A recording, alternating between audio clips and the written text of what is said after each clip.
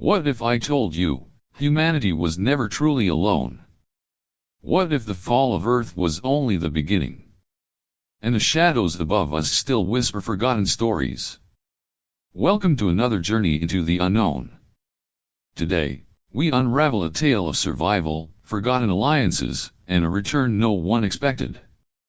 Before we dive in, what would you do if you knew the world you call home was no longer yours? Comment your thoughts below, because the truth is always stranger than fiction.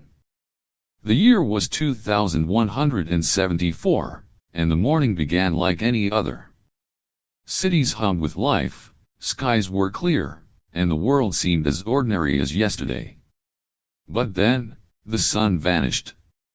It wasn't an eclipse. No clouds, no storms. Instead, massive black triangles emerged from the heavens, silent, motionless, blocking out the daylight. They hovered above every major city, casting sharp geometric shadows over streets, oceans, forests. Each ship's surface looked like polished obsidian, unnervingly smooth, the edges glowing faintly with a strange, liquid shimmer as if space itself bent around them. No visible engines. No sound. Just presence. People stopped mid-step, gazing upwards. Some whispered prayers, others reached for phones, recording trembling videos. But no one knew this was the last peaceful moment humanity would ever have. Deep beneath the mountains, in the heavily fortified Atlas Command Center, Commander Xal'Kor stood frozen, eyes fixed on a wall of monitors. Hundreds of alien vessels pierced Earth's atmosphere like black blades slicing through clouds. Technicians scrambled. Communication officers sent repeated hails, signals flashing through every known frequency. Silence. No response. No demands. No explanations. Only silence, before the storm. Without warning, the first attack began. From beneath the black hulls, thin beams of pale white light lanced downward, elegant, almost beautiful until they touched Earth. In a heartbeat, entire buildings evaporated, dissolving into dust. Military installations crumbled. Fighter jets vanished mid-flight, like insects flicked away by an unseen hand. Nuclear silos fell dark. Missiles disappeared. Everything humans had built, every weapon they had forged, proved useless, obsolete against this enemy. In the dim command room, President Lyra Chen's face flickered onto the screen. Smoke curled behind her. Her voice, calm but edged with finality, cut through the chaos. Commander Xal'Kor, initiate Protocol Exodus. Launch the arcs. Red's chest tightened. He knew the meaning. 12 colossal vessels, the arcs secretly constructed beneath the Earth for decades, each a self-sufficient world, carrying humanity's last hope. Designed for escape, never for use. Now, they were Earth's final breath. Outside, cities burned. Above, the black triangles waited silent, watching. High in the Himalayan range, buried under snow and stone, stood Earth's final stronghold, launch site Omega.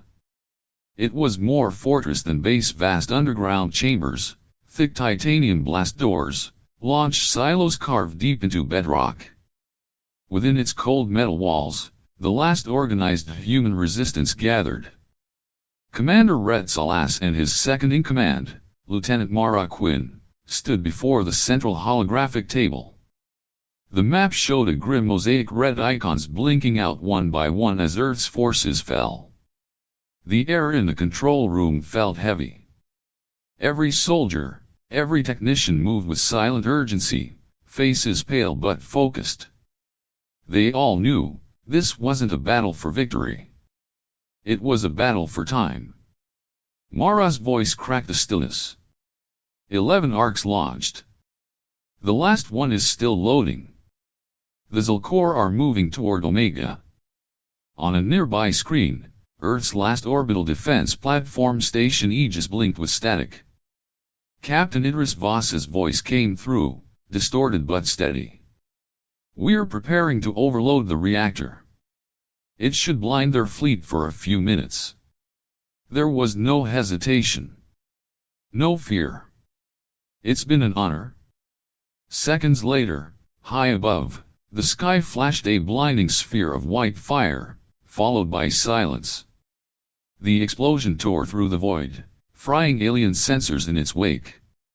Inside Omega, alarms screamed. Sensors lit up. The Xal'Kor fleet had regrouped. Their black ships advanced. Commander Red gripped the COMM tightly. "All units, hold Omega. No matter the cost." Outside, snow fell gently, indifferent to the chaos below. Tanks rolled into position. Anti-aircraft guns stood silent, waiting. Soldiers checked weapons one last time. Then, like shadows sliding over the mountains, the Xal'Kor descended, dark, angular craft filling the sky, blocking out the stars. Far beneath, the engines of the final arc roared to life. The ground trembled. In the command center, Mara met Red's eyes. No words were needed. They both understood, their story would end here, but humanity's story would continue out there, among the stars. One by one, the giant arcs silently left Earth's orbit, drifting like steel ghosts into the endless night. 12 ships, each carrying tens of thousands of people, and the remaining future of humanity. Outside the hull, there was no sound, no smoke. Only the dim blue light of the ion engines, pushing giant blocks of metal through the cold space. Inside, hundreds of thousands of hibernation pods stretched endlessly. Human bodies lay still, hearts beating so slowly they could barely be heard, like crystal statues frozen in time. All vital functions are controlled by a single artificial intelligence, Echo. Echo's voice echoed softly through the empty hallways. "All systems stable. Cryostasis integrity at 99.8%. Only a few dozen people remained awake on the ship, taking turns operating. Among them, Director Asha Dran walked through the cold metal corridors, her footsteps echoing in the endless space. The corridor walls projected blurry images, memories of Earth, blue skies, rolling oceans, rolling fields. All were now mirages of light. In the education room, several children, those born on the ship, sat in a circle, staring at the image of the blue planet floating in space. The youngest boy, Kale, raised his hand slightly, touching the virtual image, his fingers piercing the air. "Kale, whisper. Will we ever see Earth again?" Asha stood silently behind, listening to the familiar question. She bent down, gently stroked the boy's hair, forcing a gentle smile. "One day." But when she turned away, her eyes were cold, glued to the control panel. The system was warning, a series of minor problems, energy loss, unstable cold chamber, a few bodies not recovering. Every little incident is a life lost. Every death on this journey is a part of hope lost. And out there, there is no one else. Only the ships, drifting through the black hole of time, carry the faint memories of a lost homeland. After 79 years of drifting through strange galaxies, the first rays of light from a new planet appear before their eyes, Veyra. From orbit, Veyra looks nothing like Earth.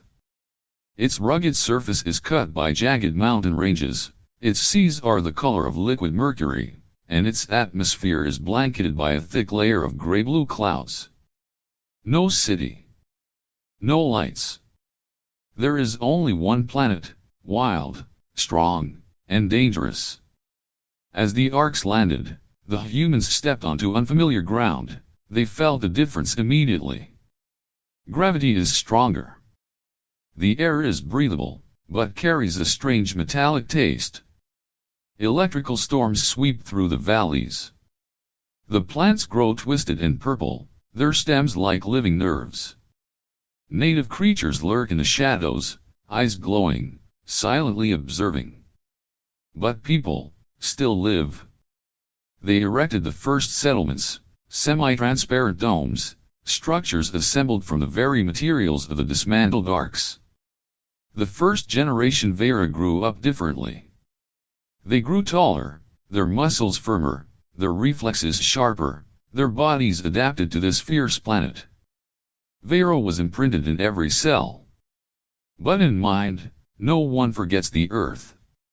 In the central city of Lunaris, in a research lab bathed in blue light, Chief Engineer Orenvale stood before a workbench strewn with black metal fragments, remnants of the Xal'Kor technology they had brought with them from Earth. He flipped through each part, strange energy circuits, not belonging to human physics. Oren's eyes lit up as he observed the phasic drive, the thing that allowed the Xal'Kor to glide through space like a ghost. He raised his head and whispered as if talking to himself. "Their phase drives, we can do better." Blue light reflected in the eyes, as new ideas gradually formed a technology that far surpassed the invader. Veyra forged them. But deep in their hearts, they still looked to Earth and wait for the day to return. 2 centuries have passed since the day the Earth was plunged into darkness. On Veyra, humanity not only survived, they built 3 colossal cities, shining like cold gems in the purple-gray atmosphere. The cities of Lunaris, Obsidian Reach, and Verdant Spire stand tall, casting a man-made halo across the sky. Beneath the steel, technology has advanced at an incredible rate, infinitely renewable energy, life-extending biomedicine, and machines that can transform matter into whatever it needs. But in the depths of dreams, the name of another world still echoes Earth. In the High Council's Great Hall, the ceiling so high that no light could reach, Governor Daravain stood before hundreds of eyes. On the cliff behind, a map of the universe rotates slowly, with the Sol star system lying quietly in the far corner, like a faint dust spot. Dara's voice echoed, cold but deep. The Xal'Kor Empire is fractured. The map suddenly showed the areas Xal'Kor controlled glowing red, but interspersed with dark areas like patches of necrosis. For centuries, we adapted. We thrived. But Earth was never forgotten. She stepped closer to the center, placing her hand on the symbol of the solar system. "It's time to go home." No debate. No hesitation. Each delegate in the room fell silent, then nodded in unison. The decision was made without words. That very day, the factories on Veyra changed direction. Underground, the giant assembly plants began to operate non-stop. Each new generation of warships was cast from a strange alloy, its black luster seemed to swallow all light. At their core, phantom drive technology, a bizarre engine that allows the ship to glide through space like a ghost, disappearing and reappearing where no one expects it. Each ship has a unique symbol, and all point to the same coordinates. In the silent space around the solar system, a shadow appeared, and then disappeared. It was the Eclipse, the smallest but most sophisticated spy ship in the fleet. Its hull seemed to be covered in black mist, allowing light to pass through it without leaving any reflections. Inside, a dim blue light illuminated the stern faces of Captain Lyarkane and his task force of fearless faces. They had slipped through space, using the phantom drive to infiltrate the Sol system without causing any disturbances, as if they had never existed. The Eclipse holds its position behind the orbit of Mars, hidden in the shadow of Phobos. On the console, Xal'Kor signals appeared sporadically, but not ominously. The data matched the prediction, the force was thin, scattered. But then, something unusual happened. An encrypted signal. Not Xal'Kor. Not any alien wave. Lyra frowned, asking for signal amplification. A stream of data appeared in old-fashioned code, mixed with static. So familiar. He said nothing. Just tapped away, entering codes, names, things only humans knew. Silence. Just the steady hum of the scanner. Then, a low voice rang out through the system. Identify yourselves. The voice was not Xal'Kor's. Not a machine's. Lyra took a deep breath, transmitting the information. List of ARC ships. Atlas command codes forgotten. The silence stretched on for what seemed like an eternity. The screen goes black. Until, only one sentence echoed. Welcome home. We've been waiting. Beneath the barren red surface of Mars, hidden deep behind layers of icy basalt, lies something no one on the Veyra expedition had expected, a vast network of underground cities, completely uncharted by any data. The narrow streets were lit by pale blue energy pipes. The stone walls were reinforced with an unnamed alloy. The air smelled of metal, dry and clean to the point of being stifling. They, the survivors, stepped out of the darkness.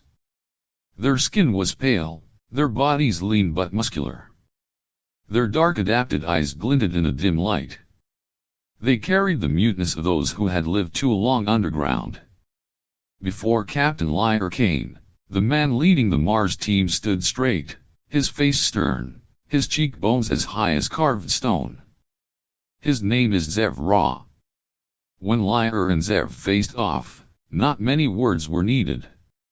Zev just tilted his head slightly, his voice low, the voice of one who had listened to the dust fall for 3 centuries. When Earth fell, not all hope was lost. We hid. We survived.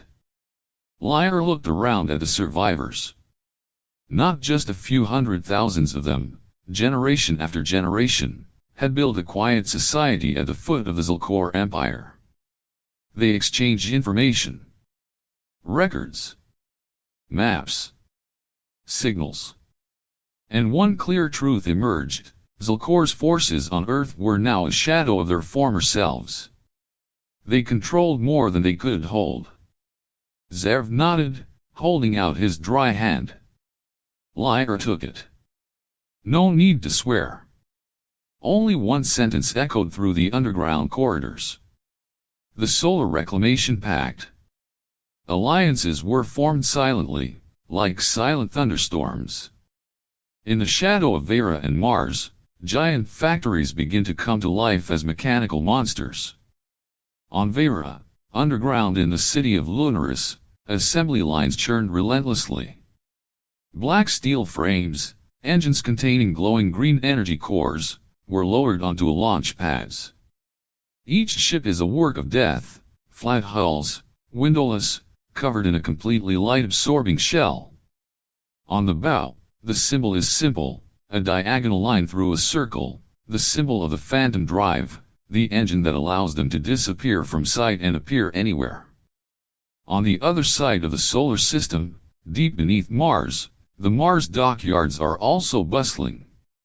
Unlike the Veyra, the Mars ships were smaller, leaner, with rugged hulls, suited to guerrilla tactics, lurking in the shadows, appearing and disappearing. In total, 100 battleships were born from 2 worlds. A strange blend of the sleek, cold technology of Veyra and the harsh, enduring nature of Mars. Both carry living memories of the old Earth, of the escapes, and the promise never forgotten. In the Great Hall, the lights flashed on the black metal dome. Admiral Nia Solon stood before the entire crew. Her voice was even, not trembling, not soft. Tomorrow, we strike at the heart of those who thought we were extinct. A moment of silence seemed to suck the air out of him. Then she continued, each word like a cold knife. We take back our home. And out there, ships slid into the darkness, ready to disappear from familiar spaces. To appear like nightmares where the enemy least expected them. The sky above Earth was strangely quiet. Not a light, not a breath of wind. The moons of Xal'Kor drifted silently in orbit, like blind eyes of steel. And then, in that moment, space cracked. 100 warships appeared en masse, as if rising from the darkness of space. No warning. No signal. They were simply there, towering against the faded blue sky of Earth. Xal'Kor's control room shuddered. Defense systems shook, data went haywire. They had no idea what had happened. No radar had given them any warning. Under the black steel hull of those ships, there was only one symbol. The pierced circle, the symbol of the Phantom Drive. On the flagship, standing in the cockpit, was Captain Arya Salas, her eyes as cold as dead stars. The blood of Red Salas, who fell on the last day of Earth, flows through her veins. She doesn't need to say much. The hand gave the signal. The entire landing party activated phase drives, silently sliding through the atmosphere, through the defenses, straight into the command center of Xal'Kor, the former capital of humanity. Below, crumbling streets are interspersed with unfamiliar architecture. Twisted metal towers, plazas built on the bones of the old city. Arya and her team phased through each layer of protection, without a sound, without a trace. They stormed straight into the governor's palace, where Xal'Kor architecture covered the remnants of humanity like a false skin. In the control room, Governor Xal'Kor, a tall, black-skinned being whose eyes glowed with a brutal green light, turned around, stunned. His voice hissed through the translator. "You cannot be here. Your kind was erased." Arya raised her weapon, her eyes unwavering. "We are the descendants of ghosts." A sentence echoed like a knife tearing through space. Xal'Kor guards frantically sent out distress signals. Within days, the reinforcements poured in from the outposts, dense fleets of black, blade-shaped ships, blanketing the orbital plane. But this time, they no longer controlled the game. Human fleet is ready. Warships from Veyra and Mars lurk in phase space, waiting like invisible ghosts. The Xal'Kor settled into position, the sky split open again.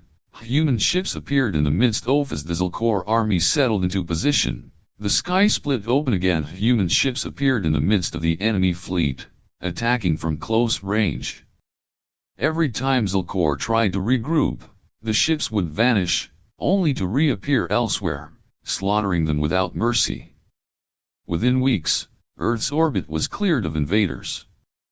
On the ground, landing teams coordinated with the remaining humans in the deep, and the remnants of Xal'Kor were eliminated in groups. And what no one expected, this fire spread. Other star systems, once ruled by Xal'Kor, began to revolt. Rumors of humanity's return spread across the galaxy like an uncontrollable plague. The empire that had stood tall for centuries began to crumble. For the first time in 300 years, Veyra, Mars, and Earth are on the same side. One humanity, three worlds, but only one will. On the cracked ground of the Earth, where once famous cities stood, a new city gradually takes shape. The old foundation rubble, rusted steel was cleared away. The new structure rose, glass domes from Veyra, red metal inlaid pillars from Mars, interspersed with patches of Earth's own regenerating green. Not imposition, not copying, but a combination of memory, technology, and desire. Under the shipless sky, the central plaza was packed with people, Veyrans, Martians, and surviving Earthlings. On the dais, President Asha Vane, a descendant of both the survivors and the fighters, stood silently gazing at the horizon. No long speeches. Just one sentence, soft but spreading like the heartbeat of the planet itself. "We return not as conquerors, but caretakers. Earth was our cradle. The stars are now our legacy." And from orbit, looking down, the lights of the new city flickered, tiny on a planet still reborn. But that light will never go out again. The sky may look quiet, but somewhere out there, echoes of forgotten wars, hidden survivors, and unfulfilled promises still linger. Do you think humanity would ever reclaim what was lost? Or will the ghosts of the past forever haunt the stars? Let me know your theory in the comments. And if you think you're ready to uncover more secrets the universe is hiding, don't forget to like, share, and subscribe. The next mystery is always waiting.